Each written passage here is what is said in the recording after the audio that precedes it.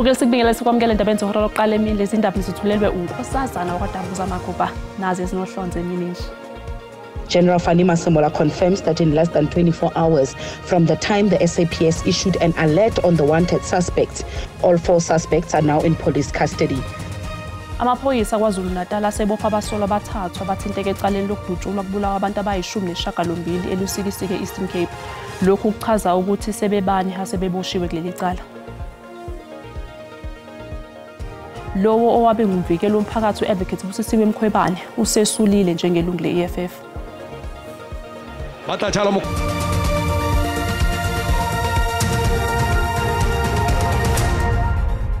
Amaphoyisa kwaZulu Natal asebopha abasolwa abathathu abathinteke ecaleni lokudutshulwa kubulawa abantu abayi-18 elusikisike Eastern Cape.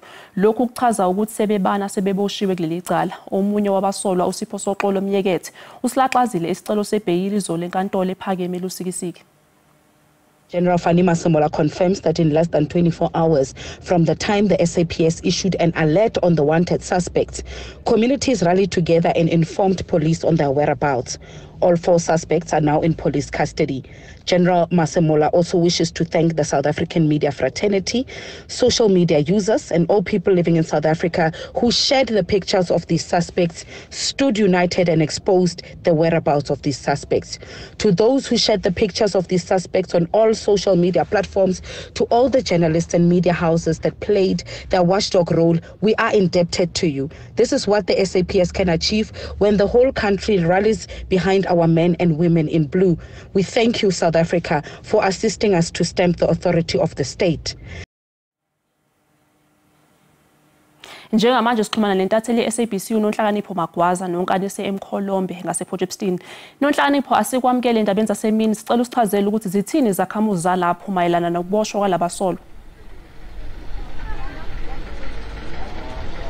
Ayikubingelele nkosazana nombukele ekhaya yebo la kule ndawo ila kutholakala khona abalisa laba abathathu akade befuneka ngokubulala abantu abawu-18 lapha elusikisiki. Siye sakhuluma ke umphakathi uyasho ukuthi yize bengabazi kodwa khona akade bebabona endaweni kakhulukazi kule ndawo la esime khona kuthiwa ngomgcibelo kade bekhona la kule ndawo la ekubuka khona ibhola nala ekuphuzwa khona inkambi zafaro beyijabulisa behleli namanye amalungu omphakathi beyihlalele khona la bathukile ke bashaqekile ngesigameko esenzakalile ukuthi kade behleli nabantu abafunwayo amigi lamkhuba ezifunekalayo ezifunwa ngokubulala emacala mangaka esingehluku abantu besifazane abawu-15. Siyasakhuluma ke nomphakathi njengoba uyibona indawo yala ukuthi injani kule ndawo esikuyona kugcwele imkhukhu kanti bona kuthiwa batholakale kule enye ingxenye yendawo ekuthiwa isemasayithini la kugcwele khona ama-RDPs. Basi ke siye sakhuluma ke namalungu omphakathi akhona khona la eduze amanye amalungu omphakathi azosixoxela ukuthi kahle bazizwa kanjani nanokuthi indawo yabo la bahlala khona iyindawo enjani. Mamlindi siye sakhuluma washo ukuthi indawo abantu abasuka endaweni ezihlukahlukene mhlawumbe usichazele abantu abasuka phi abahlala la. Abantu abasuka ko Eastern Cape lusikisiki Flagstaff Bizana babona abantu abaninzi kakhulu apha endaweni. Abanye ke basuka apha kwi-local kodwa ababaninzanga. Abona abantu nje babasuka ngapha eAstern Cape. Njengoba kutholakala le igilamkhuba ke khona la endaweni yenu njengomphakathi nisizwa kanjani? Sithukile kakhulu, sisashaqekile, sinoloyiko futhi ngoba kuthiwa kukho ongekafunyanwa. Asimazi ke xa engakafunyanwa noba uselapha phakathi kwethuna. Sothuke kakhulu ngabantu abenze into ebuhlungu ebisasothusile kanti sihleli nabo apha ngaphakathi. Sike sakhuluma sisayikhulumela nje nisho ukuthi mhlamba amaphoyisa mengase afike la endaweni angase athole futhi ezinye futhi igilamkhuba khona la endaweni. Mawukhuluma kanjalo mhlambe uchaza ukuthini indaweni mhlambe igcwele ubugebengu noma abantu bayafika bazocasha khona la? Bayafika abantu bazocasha khona apha abone kwezinye indawo bazocasha khona apha ngoba indawo esihlala kuyo seyisinyaphalala kakhulu, imikhukhu mininzi akusafana nasekuqaleni apha imikhukhu yayimbalwa kangangokuba ukhansela wayo le ndawo wayethe mawungabisaqhubekwa kwakhiwe kodwa ke abantu baqhubeka. Yiyo ke lonto abantu bafumana i-chance yokuzozifihla apha bangena kufumaneka khona, kodwa ke siyabonga uba bayafunyana. Siyabonga ma. Leyo bekumlungu lomphakathi liyasho ukuthi njoba indawo iminyene kanje kulula ukuthi igebengu ezisuka kwezinye indawo nezigebengu ezikhona khona la emphakathini zikwazi ukucasha zingatholakali. Bayawanxusa amaphoyisa ukuthi aqhubeke futhi enza ama-operations afana nalawo ukuze bathole futhi ezinye izigwilamkhuba engenzeka ukuthi zicashe khona la endaweni. Bayasho ukuthi emva ukuthi kutholakala labantu abathathu akade befunwa phansi phezulu lapha e-Eastern Cape ukuthi bacashe khona la endaweni, bayasaba ngoba abazi ukuthi lo oyedwa ongakaboshwa mhlambe naye ngenzeka ukuthi usakhona la. Angiphonse kuwena futhi izintambo e-studio Nkosazana. Siyabonga kakhulu ngesikhathi sakho. Lo bekunonhlonipho Magwazi intatheli ye-SABC. Lo wayengumvukeli umphakathi uBusisiwe Mkhwebane usesulile kubeni ilungu le-EFF. Mkhwebane wahlanganyela ne-EFF esikhathini esingangonyaka esedlule njengoba besebenza ngaphansi kwekomiti elibhekele ezobulungiswa ePhalamende. Encwadini yakhe yokwesula esikhundleni abeyibhekise umengameli we-EFF uJulius Malema, uMkhwebane uchaze indlela okwephulwa ngayo amalungelo akhe ngesikhathi esingumvukeli umphakathi. Uqhube wakhala ngokukhishwa kwakhe esikhundleni sokuba umvukeli umphakathi ngenxa yamacala yawaphenya nafaka phakathi udaba lweminikelo ye-CR17 kanye nombiko weplazi Phalaphala. Wengeze ngokuthi uzogxile ekuchitheni isikhathi nomndeni wakhe. Lusaqhubeka uphenyo ngokudlula emhlabeni kweingane eziyisithupha eNaledi Soweto. Kusolakala ukuthi lezi ingane zidlule emhlabeni ngenxa yokudla okunobuthi ezikuthenge kwesinye sezitolo khona eNaledi. Isikhathi esinzima kakhulu lesemphakathini waseNaledi njengoba kusanda kudlula ingane eziyisithupha nje. Nokusolwa ukuthi imbangela yakho kube ukudla ama-snacks abenobuthi. Baba Kanjabulo Msimango balwa kanye neingane ezishonile uthi sinzima isimo ababhekene naso. The family won't be able to cope, losing a child that never got sick. It's something else, and the family is still, devastated, of everything. ISoweto Business Forum ithi sekwanele manje isikhathele ukuhlangabezana nalezi ingqinamba. As the businesses in Soweto, we are just saying enough is enough. We cannot be always grieving or passing out the rest in peace, especially to our young ones. Iphathimandla eGoli zithi kuzoba khona inyathelo ezothathwa ngalolu daba. We have to make sure that we put together the whole government approach, and that process is the process which was approved by Cabinet in 2022. And of course, we know for the fact that this area, Naledi, that recently we had children who have been affected. It was 5, those who passed on. And on Saturday during the burial, and then we received a message from the hospital that 1 has passed on. Uphenyo mayelana nakho kushona kweingane lusaqhubeka. Silindo kuhle ngidi eindabeni ze-SABC. Usathola ukwelashwa esibhedlela umfundi wangabanga ama-48 abangeniswe esibhedlela okusolwa ukuthi badle ukudla okunobuthi eNew East eduze kwaseHammanskraal. Yesterday we had about 4 who were still at different facilities, and later at night we then got confirmation that the 3 were then discharged, and only 1 that is remaining in a private medical facility. The family did confirm that the child will be discharged today, but what we need to do is just make inroads and check on whether it will be this morning or later in the day, but there is information that the child might be discharged today.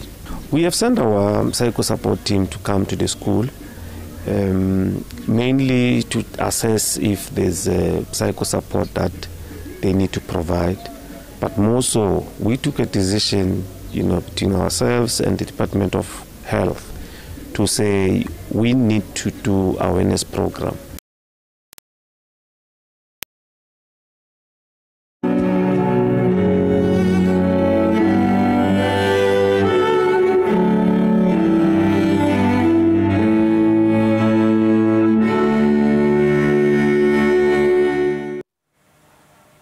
ubuholi bamaqembu ezombusazwe obuhlukene buyaqhubeka nokuyovela ekhaya likalowo wayengungqongqoshe wezemali uTito Mboweni eKhelani. uMboweni uchazwe njengeshoshovu esinegalelo elikhulu eguqulweni kwezinye zezinto zakuleli. Uhulumeni usememezele ukuthi uMboweni uzohlonishwa ngomncwabo osesigabeni sesibili. Kusenjalo unobhala jikelele we-SABC uSoli Mapayile uhambele ekhaya likaMboweni ukuyobhonga emswaneni kanye nabanye abaholi. uMapayile uchaze uMboweni njengesishoshovu esiyibekile induku ebandla ikakhulukazi ngegalelo lakhe kusebenzeleni lakuleli. We came here of course to pay tribute to Comrade Tito Mboweni and to extend our message of condolences to his family and to the comrades in the liberation movement. Because this was one of our outstanding cadres who resented colonialism and apartheid and decided to fight against it. And as minister in our first democratic government under President Nelson Mandela, he distinguished himself by driving a thoroughgoing legislative process. uMapayile uphinde waphawula ngokuthi kungani bengazange balubhade emcimbini we-ANC wokubungaza izinsuku eziyikhulu kwaba nohulumeni wobumbano. uMapayile ugxeke indlela yokusebenza kwe-ANC muva nje. The ANC confirmed first the meeting for the 23rd of September when the president was in the UN, and we refused to have a meeting without the president present. That's where it started. And secondly, we agreed on this the date on Monday for our bilateral. And later on, we learned that the ANC was going to have a celebration of the GNU just after our meeting. And we felt that was disrespectful. That meant whatever we're going to discuss didn't mean anything to the ANC. uMboweni uzobekwa endlini yakhe yokugcina ngomgqibelo eTzanini eLimpopo. Endabeni ze-SABC ngingunokulunga Sibisi. Sisathi qhu ey'tolo kanti uma sibuye sizokuphathela udaba oluthi.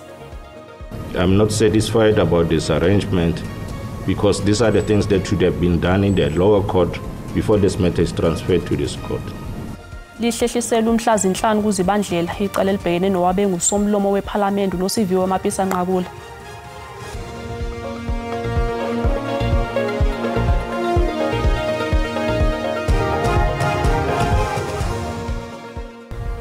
Sikubingele siwamukela uma ngabe usanda ngena odabeni oluphambili besibiye ukuthi amaphoyisa kwaZulu Natal asebopha abasolwa abathathu abathinteke ecaleni lokudutshulwa kubulawa abantu abayi-18 elusikisike Eastern Cape. Lokhu kuchaza ukuthi sebebani asebeboshiwe kuleli cala. Mbukela sikhumbuza ukuthi lezi ndaba zikhona ku-YouTube naku-SABC Plus, ngena kuzo uyigcinga amagama athi SABC Izindaba nakanjani uzoyithola. Icala elibhekene nobengusomlomo wePhalamende noSiviwe Mapisa Nqakula alizange liqhubeke namhlanje enkantolo ngenxa yokuthi abameli bakhe basafuna ukuhlinzekwa ngemiqingo ethile yamadokodo. Bekubhekwe ukuthi namhlanje inkantolo ephakeme ePitoli izobeka usuku okuzoqalwa ngalo ukulalelwa kwecala likaMapisa Nqakula. OkaMapisa Nqakula ufike enkantolo ekhashwa ngumyeni wakhe uCharles Nqakula. Bekubhekwe ukuthi ukuhlala kwesigcawu senkantolo namhlanje kuzophunywa nosuku okuyilo kuzoqalwa ngalo uxoxa kodaba enkantolo. Abameli bakhe bakhale ngokuthi kunemiqingo ethile yamadokodo abangahlinzekiwe ngayo nokuzokwenza kungabi lula kulungela ukuqulwa kwecala. Umshushisi wombuso ucele inkantolo ukuthi igunyaze isicelo sohlangothi lukaMapisa Nqakula. The position is that by agreement between the parties, the defense wants to bring a substantive application in the criminal court before my lord for disclosure of the B and C sections as well as the pocket books. By mutual agreement, we have set a date. If it pleases my lord, it will be before this court. Date of hearing of the application is 5 December.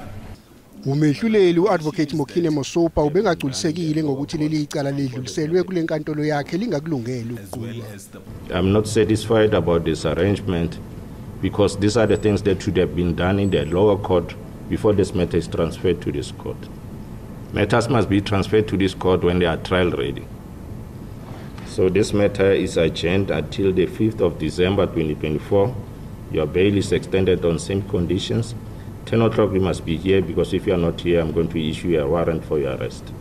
Lezi insolo zenkohlakalo nokukhwabanisa ezibhekene nomapisa nqakula zisukela esengqongqoshe womnyango wezokuvukela okubalwa phakathi kwazo ukuthi wafumbathiswa ngemali engaphezulu kuka4 million wamarandi okwabe kuhlobene namathende eminyangweni.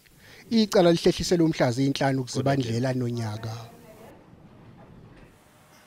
Icala elibhekene nowesilisa osolwa ngokubulala abantu abahlanu ngempela sonto eBergville kwaZulu Natal lihlehliselwe uLwesithathu enkantolo yemantshi yaseBergville. Umondli Khoza oneminyaka engama-33 usolwa ngokugwaza amalungu omndeni wakhe.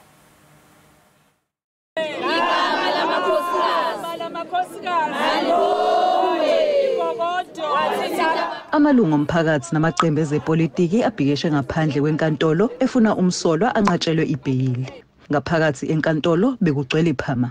Umsolwa uMondli Khoza uvele kafushane wabikela inkantolo ukuthi uzimisele ngokufaka isicelo sebheyili. Hawo umntwana lona bengingawuboni ukuthi angithiwa ngibona sebuyile ekhaya. Ngoba sizofika bhubhise elinye izophela uDisemba bese izobagwaza namhla sezobagwaza futhi abanye. Ngibhlungu impela lonto ayiphethe nje kahle. Amaqembu ezepolitiki anxuse imiphakathi ukuthi ingafukameli izigebengu futhi isize amaphoyisa ekulweni nobugebengu. Ngakho besothi enkantolo akangaphumi ngoba khona abanye abagulayo basesibhedlela.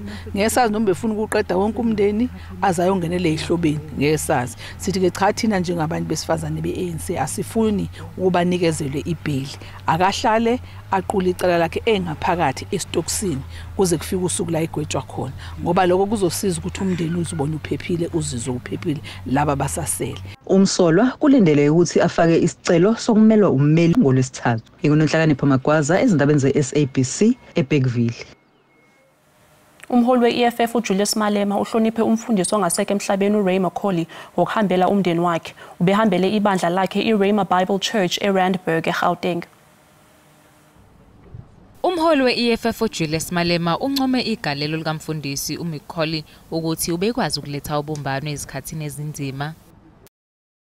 Up in difficult situations and always provided counsel and always wanted to provide advice and guidance on how complex, difficult issues which can bring our country into potential division. Umalema uthi lo mfundisi ubambe iqhaza lemqoka kwezombusazwe kuleli. Wait whether government is doing right or wrong or whether he gets involved or not. He was going to get himself involved because he knew he had a role to play. And that role did not come from the Constitution of South Africa, it came from the Bible. Umngcwabo kaMfundisi uMacaulay uzoba ngomgqibelo ebese kulandela inkonzo yesikhumbuzo ngoLwesine lwangesonto elizayo. Umsakazelo womphakathi SABC uthole umbiko wocwaningo mabhuku ongenagcobho kunyaka wemali 2023-2024. Ikhule iphezulu zawo lomsakazelo womphakathi zethulele ikomiti lezokuxhumana umbiko wonyaka kanye nezitatimende zemali eshayamthetho. Umsakazelo womphakathi ube nezinguquko emabhukini awo wezemali. Good news for us. It's really a privilege to say that SABC 24 is an unqualified audit, which is the first time in 14 years we have secured that audit opinion. Ukungaxhaswa komsebenzi womphakathi kuseyingqinamba namanje. The public mandate continue to cost the organisation about 1.7 billion per annum, of which the unfunded portion is as much as 800 million. Amalungu ekomiti ayincome kakhulu iSABC. We must compliment them on getting such a phenomenal improvement in their situation, moving from a 33% to 67% financial stability. Umthetho sivivinyo SABC ungezinye zezinto ezobhekisiswa. The SABC bill need to be fast-tracked because the current methodology of actually procuring these fees has proven not to be working. SABC has already stated today that 800 million is not what to call, is not funded. There's a lot of work on the policy side that needs to be done. Isikhulu sezemali se-SABC sengeze ngokuthi ungabi nesiqiniseko ngezinye izinto kuseyinkinga eSABC kodwa basakulawula nakho lokho. Sibambe umbhikisho namhlanje ekseni izakhamuzi zase-Westbury nase-Coronationville eGoli ngenxa yonganeliseki ngendlela okuhlinzekwa ngayo amanzi kule ndawo. Lezi zakhamuzi zithi zagcina ngesikhathi sokubheduka i-COVID-19 ukuthola amanzi ngendlela efanele. Izakhamuzi zase-Westbury nase-Coronationville zinquma ukubhikisha namhlanje ekseni yize kumakhaza ngenxa yokungahlinzekwa kwamanzi ngendlela efanele kule ndawo.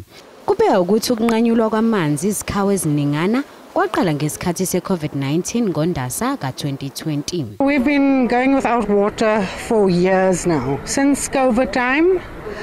But now this year it's been the worst. This year we've been going out without water since March. It is now October. I think that's in excess of 8 months. We will get water maybe 1 o'clock, 2 o'clock in the morning, 4 o'clock, the water's gone. Lezi zakhamuzi zithi ukuba namanzi kuyilungela la wonke umuntu ophila ngaphansi komthunzi welanga. Zithi sekwanele zifuna izwi lazo lizwakale ngoba sekuyisikhathi eside lenkinga iqhubeka kungenziwa lutho ngayo. This is very unacceptable. The way the people are living. I'm actually I'm a youngster. I'm more concerned about the elderly people. The elderly people that's been here for years in this area. People have to wake up early in the morning to have baths, which is that's unhuman, unacceptable. You have to go out actually to go buy water to keep your family happy, which is also, there's pensioners here, this is out of the budget. So I think that they have to come out please and look at our needs, also at how the people are actually crying today. The people came out here in the numbers to support, and we want our councillors to hear our voices and just take this the step further please.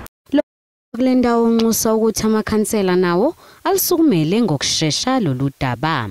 Izindabeni ze-SABC ngingunondumiso Manyoni.